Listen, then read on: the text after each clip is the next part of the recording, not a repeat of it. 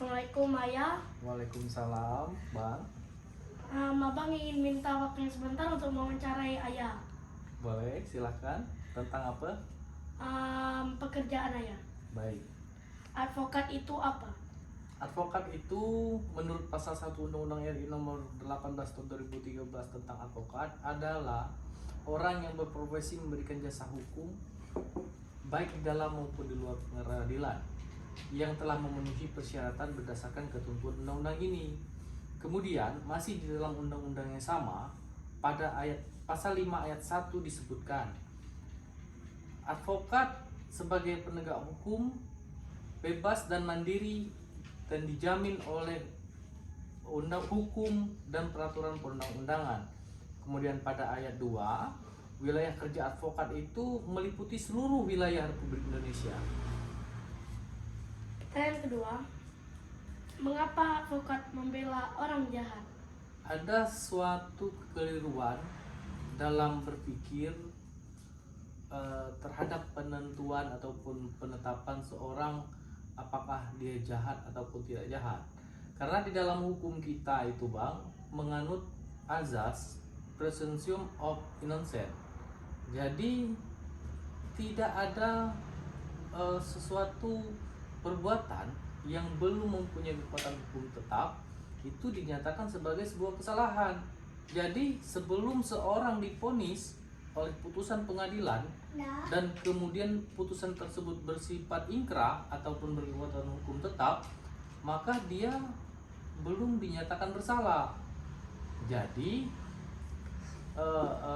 azas tersebut kemudian diakomodir dalam penjelasan umum Kitab Undang-Undang Hukum Acara Pidana butir ketiga huruf C yang berbunyi setiap orang yang disangka, ditangkap dan dituntut dan atau dihadapkan di muka sidang pengadilan wajib dianggap tidak bersalah sebelum adanya putusan yang menentukan tentang kesalahannya dan keputusan tersebut belum memperoleh kekuatan hukum tetap.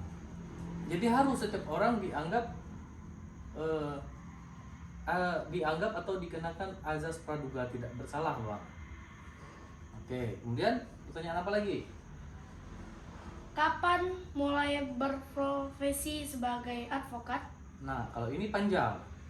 Jadi menurut Undang-Undang Advokat tadi di pasal 2 disebutkan sebagai advokat adalah yang dapat diangkat sebagai advokat adalah sarjana hukum.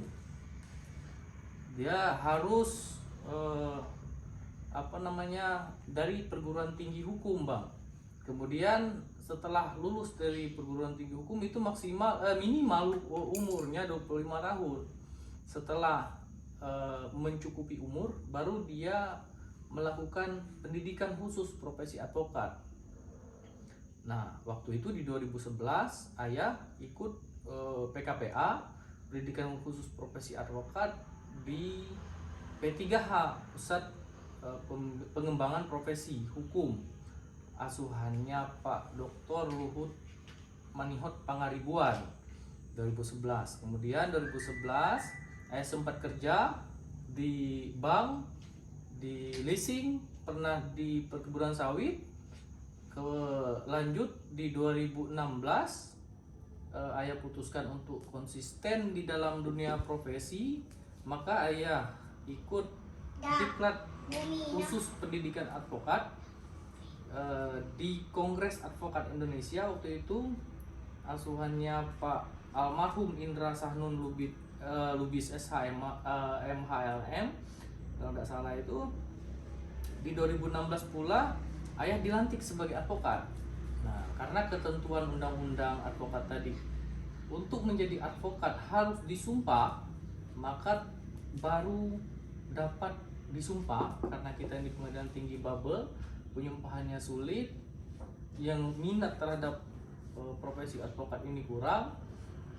Pada 2019 baru disumpah. Jadi mulai dari 2019 sah menurut Undang-Undang Nomor 18 Tahun 2003 tadi, Ayah berprofesi sebagai advokat atau kalau biasa awamnya bicara itu pengacara. Walaupun hubungan ataupun pengertian daripada advokat dan pengacara itu sangat jauh berbeda sebetulnya. Karena undang-undang kita tidak mengenal kata pengacara, tapi undang-undang kita mengenal kata advokat. Oke bang? Ya, sekian ya. Terus. Assalamualaikum warahmatullahi wabarakatuh. Waalaikumsalam warahmatullahi wabarakatuh.